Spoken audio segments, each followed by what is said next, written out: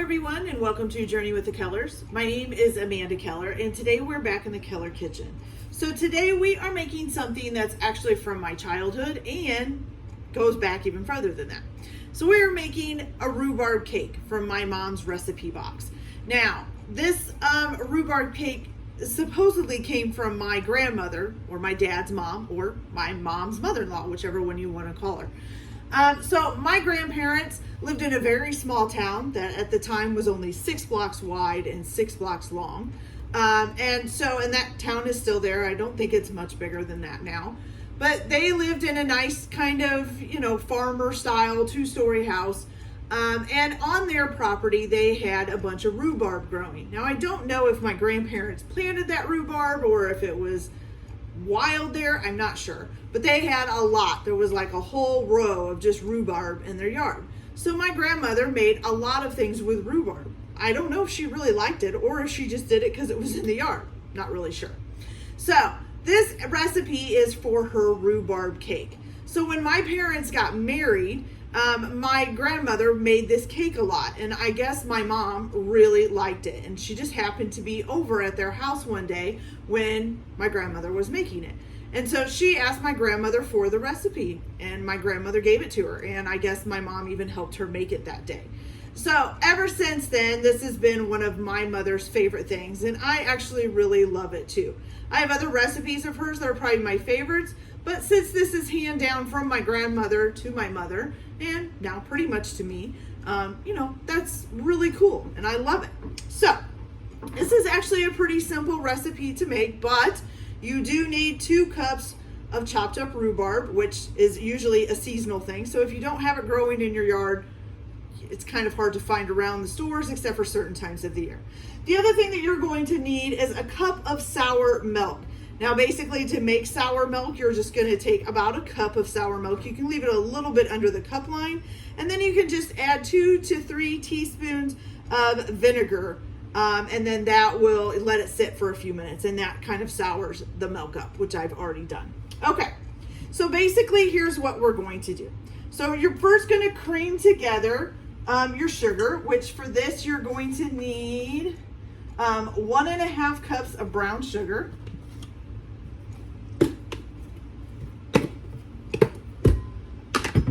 And you're supposed to pack it, I imagine. Okay.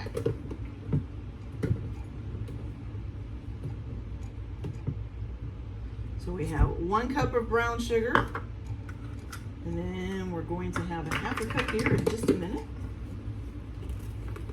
And then 1/2 cup here as well. And then you're going to put in 1/2 cup of shortening. So let's grab our shortening here and our 1/2 cup measuring cup again. I just use a rubber spatula and kind of dig it out.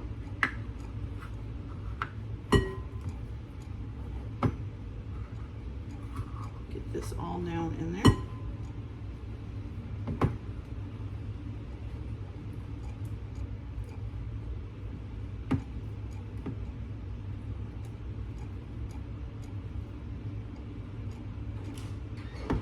All right, so we got that in there. Let me go ahead and add this in here. All right. Oh, and I forgot a mixer, so I'll be right back. So we're gonna go ahead and cream these 2 together. I'm gonna use my electric mixer. All right.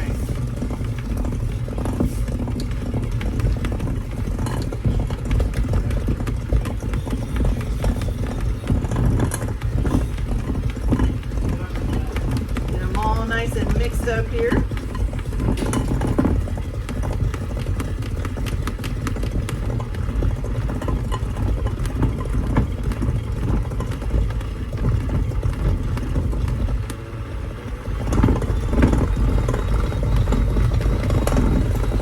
Okay, so we got that done. Now, the next step is to add your eggs and your sour milk. Okay, so for eggs, it says 1 to 2 eggs, which is very strange. There's 2 different ones. So we're going to start with 1. We're gonna start with 1 and add our cup of milk, our cup of sour milk. Almost said that wrong. Okay.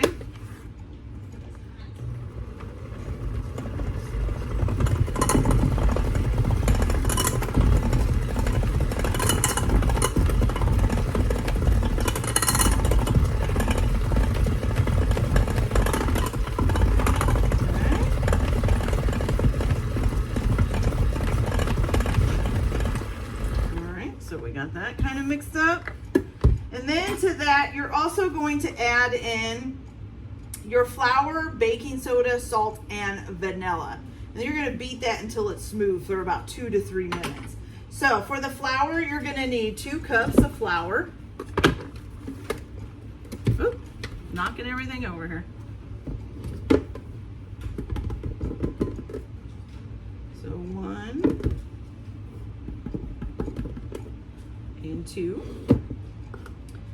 You're also going to add in a half a teaspoon of baking soda.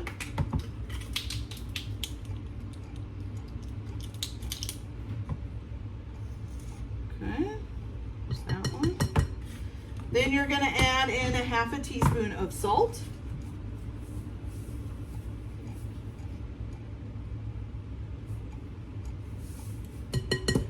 And 1 teaspoon of vanilla.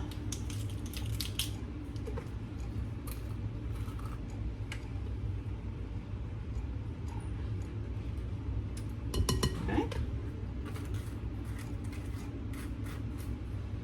Now we're going to beat this until it's smooth. Start out on low to kind of get the flour mixed in there.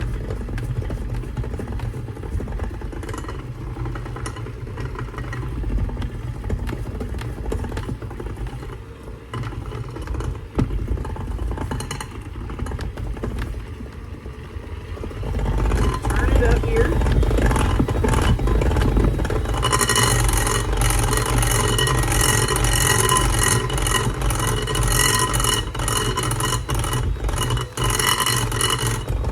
Sorry that's so loud. Gotta get the sides of the bowl though. Okay, so beat this all up.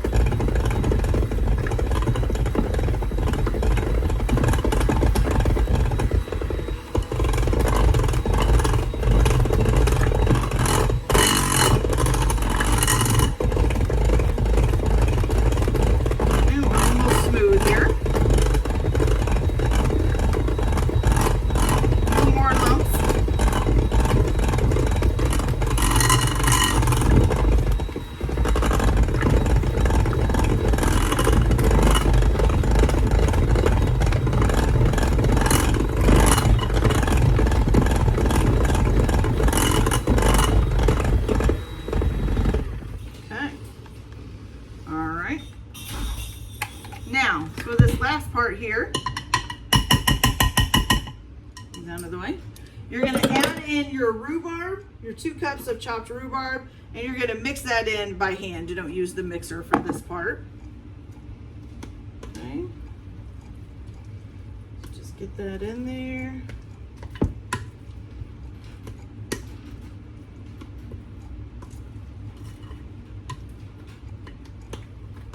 Okay, fantastic. All right, now what I'm gonna do real quick here is go ahead and prepare our pan and turn our oven on. So our oven needs to be preheating to 350 degrees. And you're gonna go ahead and grease your pan. Now I use shortening a lot of times to grease my cake pan, but you can do it however you like. And of course you're using a 9x13 cake pan. Just gonna grease it up real good here. Make sure you get the bottom and the sides.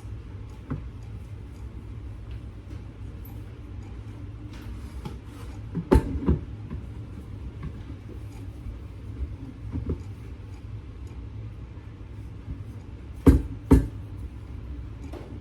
we go.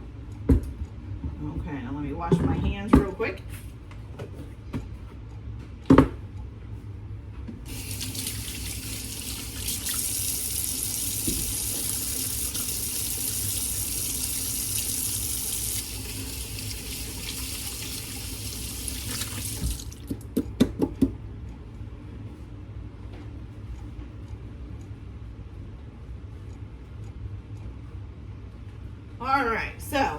you're going to take the pan and you're going to add your cake mix to it.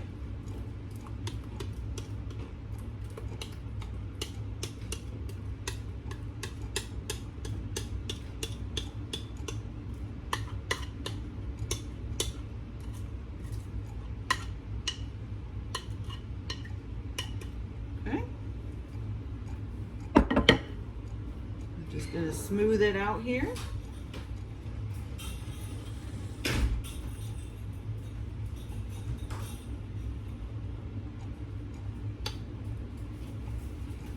All right, there we go. Okay, so then the next thing you're going to do is you're going to make your topping. Okay, so you're just going to set this to the side while your oven's warming up. You're going to grab a small bowl.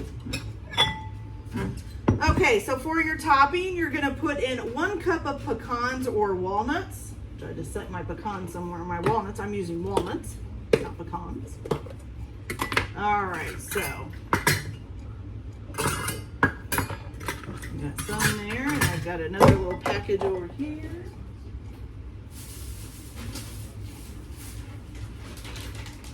All right.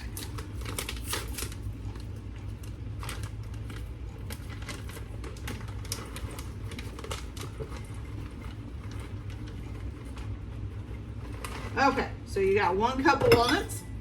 Oops, I got stuff everywhere. There we go. Then you're going to need 1 to 2 teaspoons of cinnamon. I'm going to do 2 probably because I like stuff cinnamony, however you say that. Oops, just about dropped it. Okay, so 1 and 2. There we go. And then your last thing is going to be a 1/2 cup of, oops, that's a third. There we go. 1/2 cup. Oh, that's one sturdy.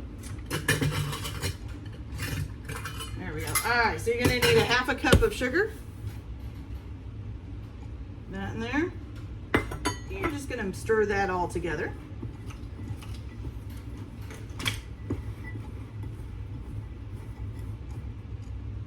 And then you're just going to sprinkle this on the top of your cake.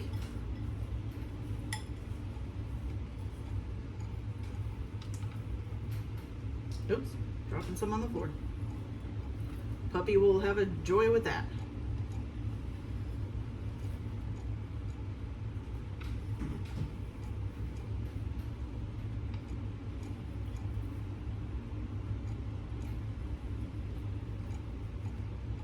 Okay. All right, there we go. Got that done. All right, so now once your oven is heated up, you're gonna pop this in there for about 30 to 40 minutes, okay?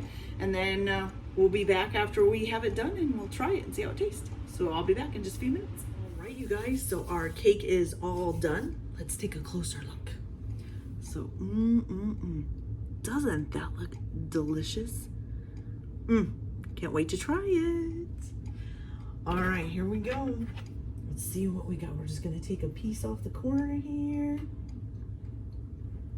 Make sure we get a little rhubarb in there.